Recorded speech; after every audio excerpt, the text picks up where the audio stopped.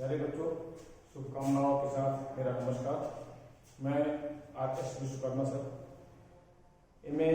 Second semester के second paper पर हम चर्चा कर रहे हैं। हम चर्चा कर रहे हैं second paper MA second semester के सेकेंड पेपर पर पर्यावरणवाद और उसके अंतर्राष्ट्रीय जो किए जा रहे हैं प्रयास या अंतर्राष्ट्रीय प्रक्रिया। जैसा कि हमने देखा कि यह है पर्यावरण की समस्या राज्य नहीं बल्कि संपूर्ण विश्व की एक प्रमुख समस्या है, और इस पर्यावरण की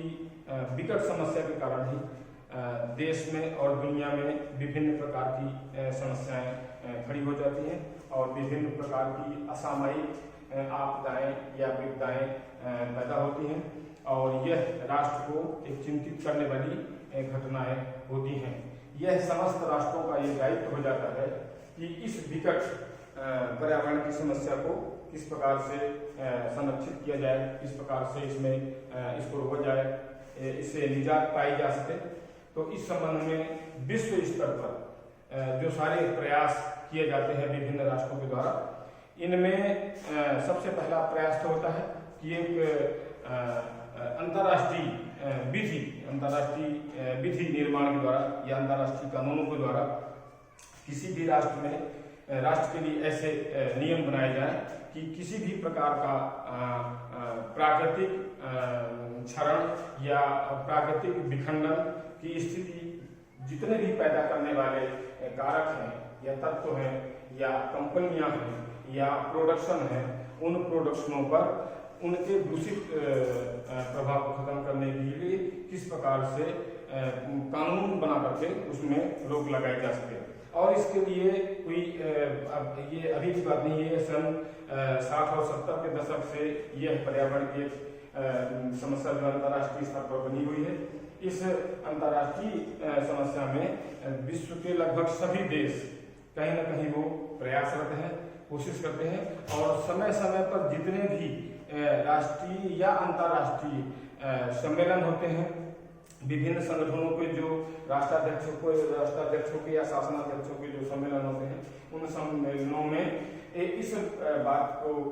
इस मुद्दे को त्वरित गति से उठाया जाता है या सभी राष्ट्र कोशिश करते हैं कि एक अंतर्राष्ट्रीय समन्वित व्यवस्था के कारण इस पर्यावरण की कठिन समस्या को हल किया जा सके, निवारण किया जा सके। इस अंतर्राष्ट्रीय समस्या पर गंभीर चिंतन, विचार मनन किया जाए और उस पर एक अंतर्राष्ट्रीय कोशिश की जाए। इसी बात को हम थोड़ा सा और आगे बढ़ाते हैं। सन 1960 के दशक से ही मानवता ने पर्यावरण की सुरक्षा के लिए अंतर्राष्ट्रीय समझौते किए जाने की आवश्यकता को अनुभव किया था विश्व स्तर पर। जैसा मैंने पहले बताया कि ये 60-70 के दशक से ही ये पर्यावरण के प्रदूषण के लिए, पर्यावरण की विकट समस्या के लिए जो कि मानव जीवन पर बुरा प्रभाव डालती है, इसके लिए अंतर्राष्ट्रीय प्रयास शुरू से ही जो है किए जाने की आवश्यकता महसूस की जाती रही है। 3 दिसंबर सन 1968 को संयुक्त राष्ट्र संघ ने मानव परिवेश की सुरक्षा पर एक सम्मेलन किए जाने के प्रस्ताव को पास किया था, तथा एक ऐसा सम्मेलन जो 1972 में स्टॉकहोम में किया भी गया था, जिसे पृथ्वी शिखर सम्मेलन के नाम से जानते हैं। मानवीय पर्यावरण पर स्टॉकहोम शिखर सम्मेलन 1992 में 5 जून को यह विशेष सम्मेलन किया गया था। सन 1968 में महासभा के इस निर्णय की मानव पर्यावरण की बर्बादी को सीमित करने तथा मानव की प्राकृतिक परिस्थितियों के संरक्षण और सुधार के लिए राष्ट्रीय, क्षेत्रीय तथा अंतर्राष्ट्रीय स्तरों पर सम्मेलन हुए, जिसमें वैज्ञानिकों ने इस बात पर विशेष चिंता व्यक्त की कि नदियों का पानी गंदा हो रहा है, वह न हो, मछलियों का समुद्र के किनारों पर सड़ना, पेड़ों का अधिक काटा जाना, नगरों द्वारा प्रदूषित धुआं उत्पादित करके आकाश को प्रदूषित करना और मानवीय उपयोग में आने वाली खाद्य सामग्रियों में नशीली और जहरीली चीजों को मिलाया जाना, ये ऐसे विषय हैं जिन पर विश्वव्यापी चिंता करने की बात है। इन समस्याओं में शस्त्रों के प्रति दौड़, रासायनिक युद्ध प्रणाली, न्यूक्लियर परीक्षण और औद्योगिक बस्तियों का विस्तार भी सम्मिलित है। कहने का मेरे मतलब ये जो मैं बता रहा था कि जो प्राकृतिक बनावट है उस प्राकृतिक संरचना को मानवीय प्रक्रियाओं के द्वारा, मानवीय क्रियाओं के द्वारा इनका क्षरण किया जाना या इनको बिगाड़ा जाना। जैसे कहीं जंगल है उसको काट करके वहाँ बस्तियां बसाया जाना, या कोई इंडस्ट्री स्थापित किया जाना, या उस प्राकृतिक खूबसूरती को किसी न किसी प्रकार से प्रभावित किया जाना। ये स्टॉकहोम सम्मेलन से ये बात स्पष्ट हो गई थी कि संपूर्ण विश्व की एक प्रमुख समस्या जो ये पर्यावरणवाद है, इस पर अंतर्राष्ट्रीय स्तर पर राज्य और अंतर्राष्ट्रीय जगत इस दोनों का इस पर समय समय पर विचार किया जाना और आवश्यक रूप से इस पर कार्य किए जाने की आवश्यकता है। अत्यधिक विषैली चीजों का जो उत्सर्जन है, जैसे इंडस्ट्री स्थापित किया जाना, फिर उसमें विषैली गैसों का उत्सर्जन किया जाना, और विभिन्न प्रकार के जो ये आणविक परमाणु परीक्षण है, इनको किस प्रकार से रोका जाए, संरक्षित किया जाए, इस संबंध में स्टॉकहोम अंतर्राष्ट्रीय सम्मेलन से ही इस ओर प्रयास किए जाने की आवश्यकता महसूस की जाने लगी थी। स्टॉकहोम सम्मेलन ने मानव पर्यावरण पर एक घोषणा स्वीकृत की गई थी, जो अच्छे पर्यावरण के लिए मानव अधिकार तथा भावी पीढ़ियों के लिए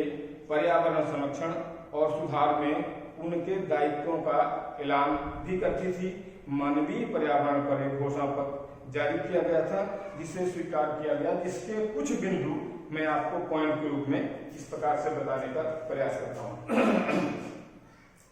पर्यावरण की सुरक्षा के लिए कार्रवाई करने के लिए निम्नलिखित क्षेत्रों की पहचान की गई थी, अर्थात किन किन क्षेत्रों में अंतर्राष्ट्रीय विधि निर्माण की आवश्यकता है, राष्ट्रीय विधि निर्माण की आवश्यकता है। उस संबंध में मानवीय पर्यावरण पर घोषणा पत्र, यानी मानवीय पर्यावरण के प्रत्येक देश के पर्यावरण के संबंध में वहाँ की कार्यप्रणाली, वहाँ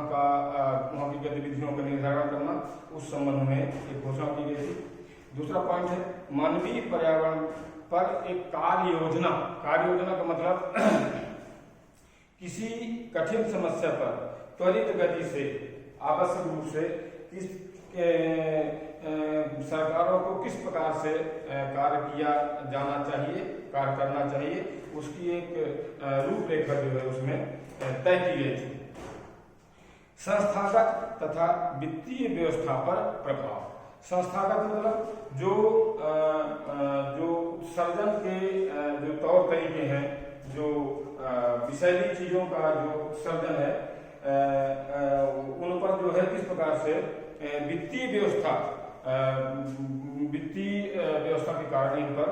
नियंत्रण लगाया जा सके, इस संबंध में भी एक प्रस्ताव पास किया गया था। विश्व पर्यावरण दिवस के निर्धारण पर प्रस्ताव। विश्व पर्यावरण दिवस अर्थात एक ऐसा दिन पर्यावरण के संबंध में निश्चित किया जाए कि संपूर्ण देश अपनी आवश्यकता के अनुसार इस विषय पर गंभीरता से चिंतन, मनन और कार्य कर सकें, ताकि इस बिगड़ते पर्यावरण पर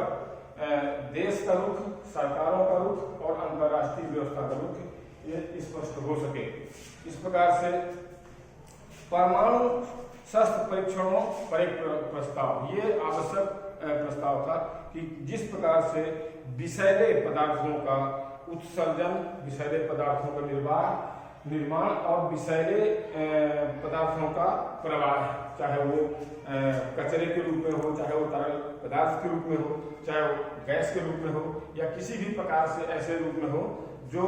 प्राकृतिक संरचना को बिगाड़ता है और जिसका प्रभाव दूषित होता है। जैसे किसी इंडस्ट्री का कोई दूषित कचरा या दूषित प्रवाह जल में प्रवाहित किया जाता है या नदी में विसर्जित किया जाता है, तो उस नदी के जल से जो भी उस जल का उपयोग करेगा, चाहे वो मानव समुदाय हो चाहे कोई जीव जंतु हो, तो उसका जो है दूषित और बुरा प्रभाव उस पर पड़ना है। तो इस प्रकार से परमाणु शस्त्र के परीक्षणों पर भी एक अंतर्राष्ट्रीय प्रस्ताव ये पास किया गया है। इसी तरह दूसरे पर्यावरण सम्मेलन के लिए प्रस्ताव की ऐसे विषय पर, ऐसे गंभीर विषय पर समय समय पर अंतर्राष्ट्रीय जगत उसमें मतलब समय समय पर सम्मेलन करें, परिचर्चा करें और उन सम्मेलनों में इन मुद्दों को प्रमुखता से उठा करके और इनके समाधान की ओर अग्रसर हो, इनका समाधान करने का प्रयास करें। इस पर राष्ट्रीय स्तर पर कार्य किए जाने के संबंध में सरकारों को सिफारिश किए जाने का निर्णय, अर्थात इस पर्यावरणीय व्यवस्था पर राज्य सरकारों को सबसे ज्यादा काम करने की जरूरत है और उनका जो दायित्व है उसको निश्चित किया जाए और राज्य सरकारें अपने अनिवार्य कार्यों में इसको समाहित करके और इसे करने का प्रयास करें।